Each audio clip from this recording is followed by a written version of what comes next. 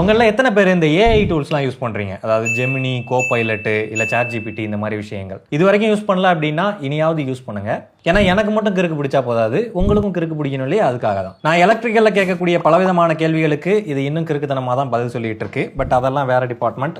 இப்போ வந்துட்டு நம்ம பையிங் ஃபேக்ஸில் ஒரு வீடியோ போட்டிருப்போம். இந்த அமேசான் பேக்கேஜில் வந்த இந்த டாட் பிங்க் கலராக மாறி இருந்தால் அந்த பேக்கேஜை அக்செப்ட் பண்ண வேணாம் அப்படின்னு சொல்லி ஒரு ஸ்டிக்கர் ஒட்டியிருக்கு. இது எதனால் அப்படின்னு சொல்லி நம்ம அந்த ஏஐட்ட கேட்டோம் அப்படின்னா டேம்பரிங் ஆர் கவுண்டர்ஃபெயிட் இண்டிகேட்டர் அப்படின்னு சொல்லி போட்டிருக்கு. அது எங்களுக்கும் தெரியும், அந்த லேபிளையும் போட்டிருக்கு. அதை தான் இது சொல்லுது. பட் என் கேள்வி என்னென்னா, இந்த டாட் வந்து எப்போ பிங்க் கலரில் மாறும் அப்படின்றத தான் நான் கேட்டேன். அதுக்கு இந்த ஜெமினி கொடுத்துருக்க பதிலை பாருங்க.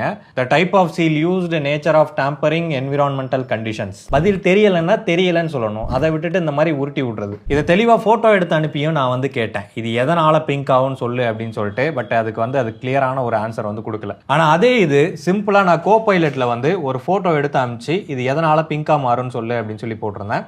அது கிளியராக சொல்லிருச்சு, எக்ஸ்போஜர் டு ஹை டெம்பரேச்சர்ஸ் அப்படின்னு சொல்லிட்டு. ஸோ பேட்டரியை பேக் பண்ணும்போது ஹை டெம்பரேச்சர் ரீச் ஆச்சு அப்படின்னா பேட்டரி டேமேஜ் ஆகிறதுக்கு சான்ஸ் இருக்குது. அதனால தான் அந்த லேபிள் கொடுத்துருக்காங்க.